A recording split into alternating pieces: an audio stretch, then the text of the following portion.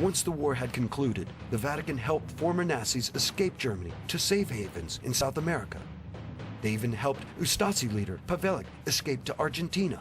Pope Pius XII was the Pope who saved hundreds of thousands of Europe's Nazis who passed through Vatican monasteries, Dominican, Benedictine, and Jesuit, where they were given shelter, new identities, new passports, sent largely to South America, but there were plenty sent elsewhere, including to the United States, where there was even a program to get the good ones out, Operation Paperclip, which is well known, but Canada let in, and I know this, Mackenzie King let in tons of Nazis who passed through the Vatican monasteries, and this Pope Pius XII could, it's impossible he didn't know about that.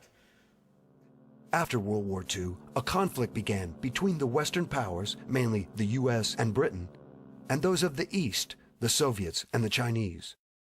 It came to be called the Cold War. From its beginning, the Cold War was a way of keeping the world in chaos and fear, pitting the Christian nations against the communist nations. And most importantly, a way to keep the spotlight off the Vatican. Many people knew of Rome's backing of the Catholic dictators of Europe. They also knew of Rome's aid in helping many of them to escape. The Vatican had not been punished for these crimes. In fact, Pope Pius XII should have stood before the judges at Nuremberg. The Jesuits used the Cold War as an effective diversion for Rome. It worked like a charm. To get it started, a rock in the road had to be removed. That rock was General George S. Patton. At the end of World War II, General George Patton wanted to attack the Soviet Union. Patton saw the menace to the free world communism was and wanted to go ahead and end it. Patton's conversation to General McNarney in 1945 was revealing. Why do you care what these goddamn Russians think? We are going to have to fight them sooner or later. Why not do it now while our army is intact and the damn Russians can have their hind end kicked back into Russia in 3 months? The Jesuits could not allow the Soviet Union to be destroyed. As Robert Wilcox lays out in his book, Target Patton, Roman Catholic William Donovan, head of the OSS, arranged for the assassination of Patton. Patton had survived 3 previous attempts on his life. He also survived the 4th, but was hospitalized. While in the hospital, a refined form of cyanide was given to him that can cause or appear to cause embolisms and heart failure. After making preparations to leave the hospital, Patton's health took a sudden turn for the worse, and he died. The result was that the Jesuits got their Cold War.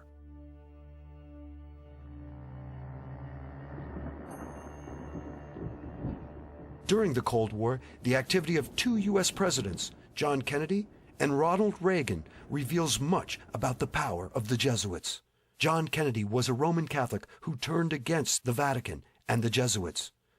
Kennedy decided to be his own man, take his own counsel, and not take orders from Rome. He turned out to be a liberal Catholic, which is just as obnoxious to the Vatican as a Protestant or any heretic.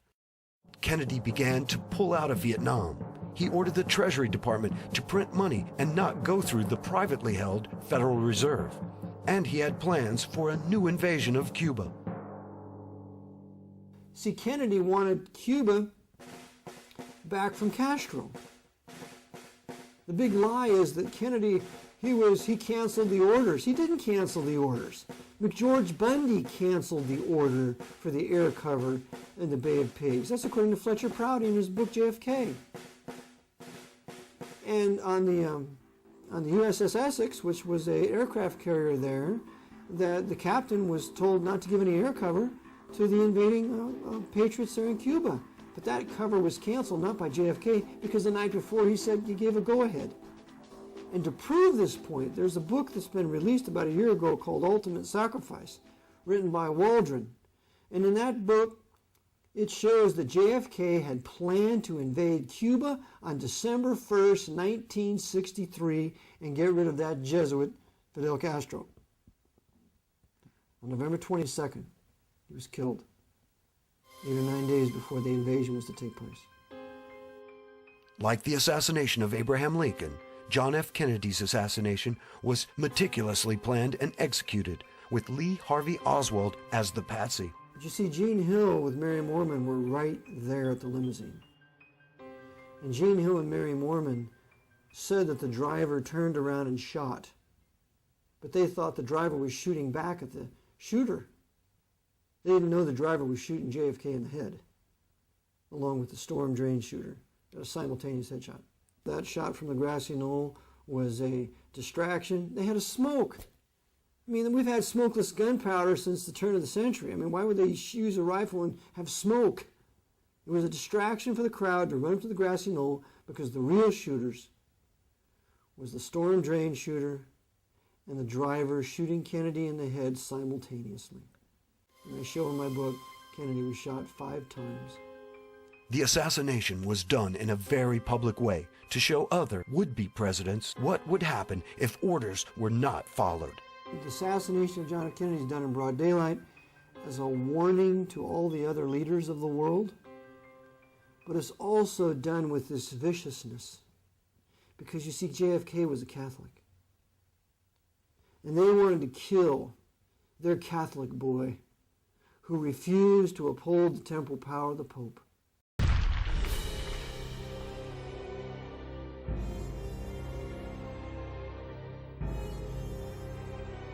So they killed him viciously and cruelly as a warning to any other Catholic who would dare trammel the temporal power of the Pope. In contrast to Kennedy, Ronald Reagan did everything he could to court Vatican approval after an assassination attempt on his life in 1981. Well, Ronald Reagan was advocating some things that would have built the middle class that were generally pretty good. He was talking like a conservative. Evidently, he thought for a few minutes he was the president, because he'd been told to choose George Bush as the vice presidential candidate.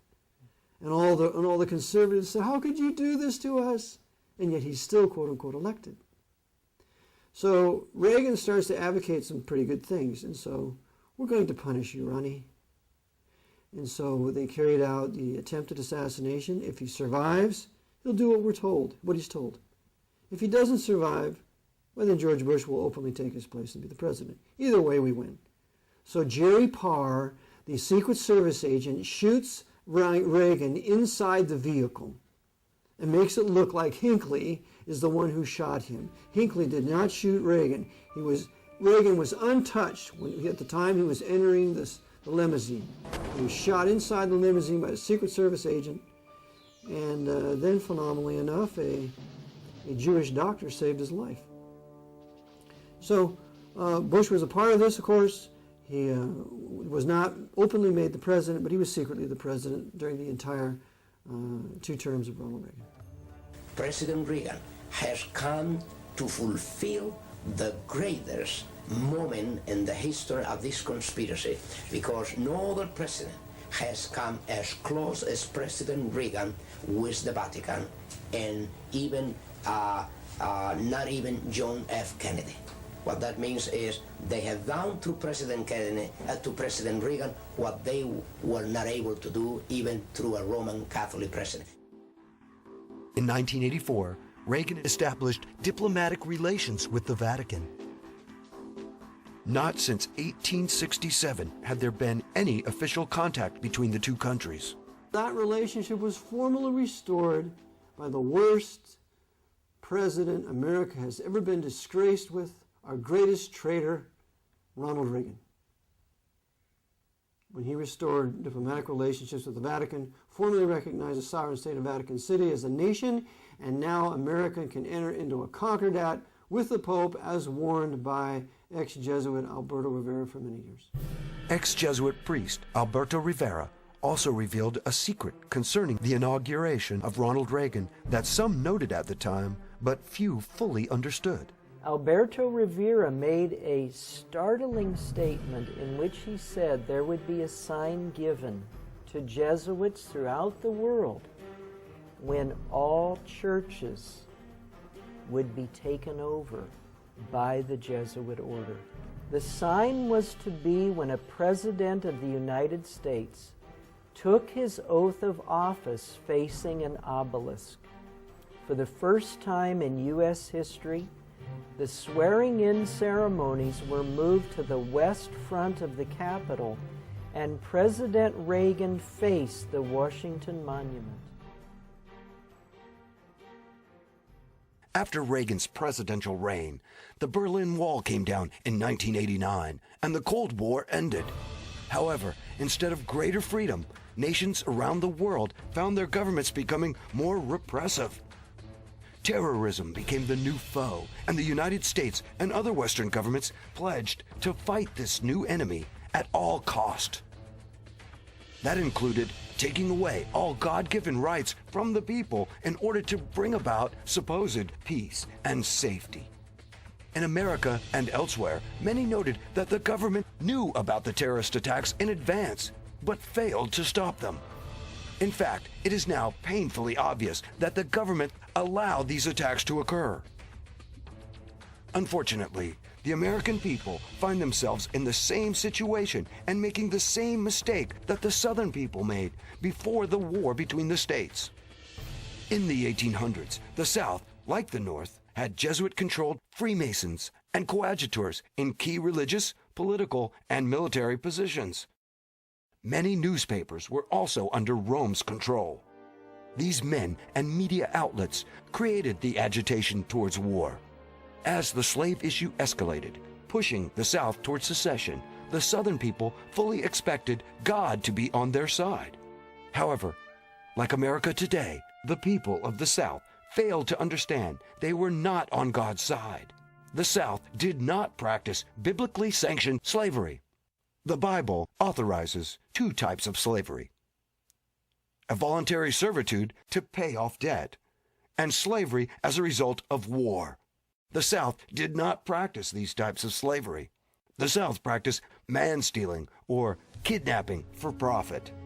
Exodus 21:16 clearly states, "And he that stealeth a man, and selleth him, or if he be found in his hand, he shall surely be put to death." For their sin and refusal to repent of man-stealing, the South reaped a harvest of death and destruction.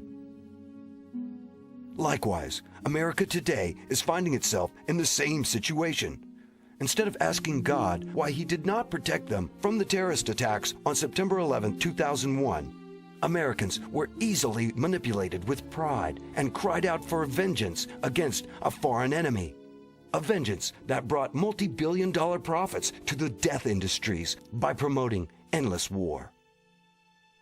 Instead of asking God what they had done to offend Him and lose their blessed state, the American people are seeking answers and solutions from politicians, false prophets, and economic wizards.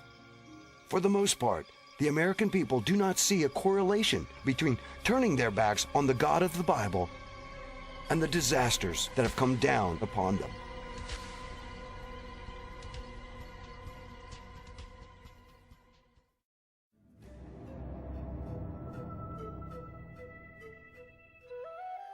At the beginning of the 20th century, the Jesuits decided to implement their plans to create a central bank in the United States. Their plan would enable them to pay for the wars that were coming as the American empire expanded.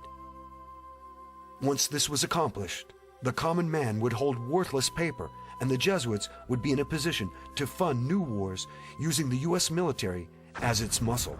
The Jesuits, in their Counter-Reformation, have set out to destroy the Protestant Reformation, which had a middle class and private rights and private wealth and private land ownership. And in their attempt to bring the world back to the Dark Ages, the 13th century, when Pope Innocent III was the demon pope of all of Europe at the time, set out to destroy the Albigenses and others.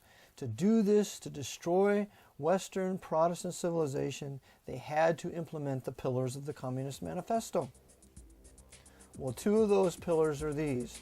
The national credit would be in the hands of the federal government. So therefore, the credit of this country is in the federal government as extended by the Federal Reserve Bank, which is a private bank. Lewis versus U.S. tells us this in a federal case. So this private Federal Reserve Bank, which is controlled by the Vatican through its various orders, particularly the old crusading orders like the Knights of Malta and the Knights Templars, which are today high-level Freemasons, they have put upon us this horrible Federal Reserve Bank, which is the Pope's bank, to finance all the Pope's crusades since no later than the Spanish-American War of 1898 to the present. In order to create this central bank, certain obstacles had to be overcome. First, those opposed to a central bank would need to be removed, and secondly, the law would need to be changed, or simply appear to be changed. To deal with the troublesome individuals who opposed a central bank, the Jesuits spared no expense. They built a ship of death called the Titanic. The sinking of the Titanic was the design of the Jesuit order to get rid of the opposition to the creation of a central bank in the United States. And the men on the Titanic were opposed to a central bank. They had to die. Among those were John Jacob Astor, Isidor Straus, Benjamin Guggenheim, and a host of other millionaires who were opposed to a central bank in America. Therefore, they had to be taken out of the way, and they were on the Titanic. The company building the ship was owned by J.P. Morgan, who was himself an agent of the Rothschilds family, the Rothschilds being the bankers for the Pope and the Vatican. The main Jesuit targets were brought on board. The captain of the ship was Edward John Smith. It appears from his actions that Captain Smith was a Jesuit coadjutor, that is, a Jesuit who has taken the oath but does not wear the robes. A coadjutor blends into the scenery and never looks like a Jesuit priest. It is a veteran sea captain, Edward Smith, who orders the ship to travel through an 80-square-mile ice field at full speed on a moonless night. There had been over 8 telegrams warning the captain of the danger. He's warned 8 times, slow the ship down, slow the Titanic down, you're going too fast. Not once stopped. Knew there was an iceberg field up ahead, knew that he should have slowed down, but didn't. And so you look and you say, how was it that this man could go headlong into a field of icebergs and not slow the ship down, not be more careful? The only conclusion you can draw is, as a coadjutor of the Jesuit order, right through the line, the chain of command, he was told, sink the ship. And he did. On board the Titanic, and this is all documented in a National Geographic video that was put out in 1986. You can go to your local library, and they'll either have it on hand or they can get it on library loan. But on that videotape, it shows that as the Titanic was coming up along the coast of England, it had various stops. And at one stop, a Jesuit priest got on board. His name was Francis Brown. Francis Brown got on board the Titanic, took pictures of all of the wealthy people, took pictures of Edward Smith, the captain, and then, just before the Titanic set sail across the Atlantic, Francis Brown got off. And then, of course, the Titanic sunk. Well, Francis Brown is given a camera by his bishop, by his uncle, the bishop, and he is told to go down and take all these pictures of all these people we're going to kill in first class. And so that's what he does. He takes picture of all these rich people, everybody that's there is going to go down, and a rich passenger offers him passage. Well, he knows the ship's going to go down, but he very sheepishly got in contact with his provincial. And the provincial's message was, get off that ship. Like Brown, another noted passenger, Jesuit agent J.P. Morgan, did not make the ill-fated sea voyage. Even though booked on the ship for passage to America, Morgan also fortuitously canceled at the last minute. And of course, J.P. Morgan, he had his own suite reserved for him. And there were some 55 men who at the last minute canceled their reservations on the Titanic. J.P. Morgan was one of them. Said he was sick. Oh, by the way, and don't load any of my art treasures on the Titanic either. So he didn't have any of his art treasures on it either. Didn't lose any of that. How do we know there was foul play involved with the Titanic? When the iceberg was sighted, it was First Officer Murdoch who attempted to port around the deadly object. This was sound enough, but Murdoch also ordered the engines into reverse. Author Wynne Wade asked the obvious question. As long as Murdoch was trying to veer out of the iceberg's way, why had he jammed on the brakes, so to speak, by throwing the engines full speed astern? In point of fact, the 1910 edition of Knight's Modern Seamanship clearly contradicted Murdoch's decision. The instructions are clear. Avoid reversing the engines. Wade sums up the situation by saying, Murdoch had maneuvered in a manner more likely to cause collisions than to prevent them. As with many who investigated the Titanic disaster, author Wynne Wade was at a loss to explain Murdoch's actions in going against the book. But the captain and Murdoch's actions were not the only telltale signs of treachery on the night the Titanic sank. We see all sorts of anomalies on the Titanic. For example, when it was sinking, the emergency flares were to be red so that ships in those lanes could see the Titanic was in trouble. Well, someone had taken away the red flares and replaced them with white flares, making it look like we were shooting off flares and having a party. And then the loading of the boats, we know that was a fraud. They didn't allow the lifeboats to be completely loaded. They were only half loaded, some 1/3 loaded, because the targets in the first class could not be allowed to board. And the Jesuits were not only the captain, but his officers, and there had been a strike in England at the time, and the men who were normally the ones who would man the ocean liners, they were replaced by Jesuit coadjutors ready to board because they were all under oath to die for the Black Pope if necessary, and so they did carry out the sinking of the Titanic. But how is it possible that men will commit suicide as Captain Smith and some of his hand-picked crew obviously did? We have to understand that these men have died to their own self-will. And so they have completely been emptied of their own personalities, and upon the order of their commander will do exactly what they're told. There's no such thing as a disobedient Jesuit. This serves as a warning to all the other men of power, not only in our country, but in England and Europe. You mess with us, and we're going to do to you what we did to all those people on Titanic, and we're going to thwart the investigation. Because a subsequent investigation of the sinking of Titanic blamed Bruce Ismay, the right-hand man of J.P. Morgan, and Captain Lord of England. They were the scapegoats, when they could have easily blamed the men of power at that time. Saw who canceled their reservations. It was a Warren Commission all over again. 9/11 Commission all over again. It's a whitewash and cover-up, and that cover-up is even more powerful than the murder itself. After many of the leading opponents to a central bank had been removed, the Jesuits moved to obtain passage of the 16th Amendment and the Federal Reserve Act, both in 1913. So they created the Federal Reserve Bank to finance their crusades. Without the Federal Reserve Bank, there's no war in Iraq. Without the Federal Reserve Bank, there's no World War II. There's no World War I. And there's a book written by Katz called The Money Changers, and in it he says that it's the Federal Reserve Bank and the creators of all this paper currency, fiat money, credit out of thin air. Without that, you don't have these wars.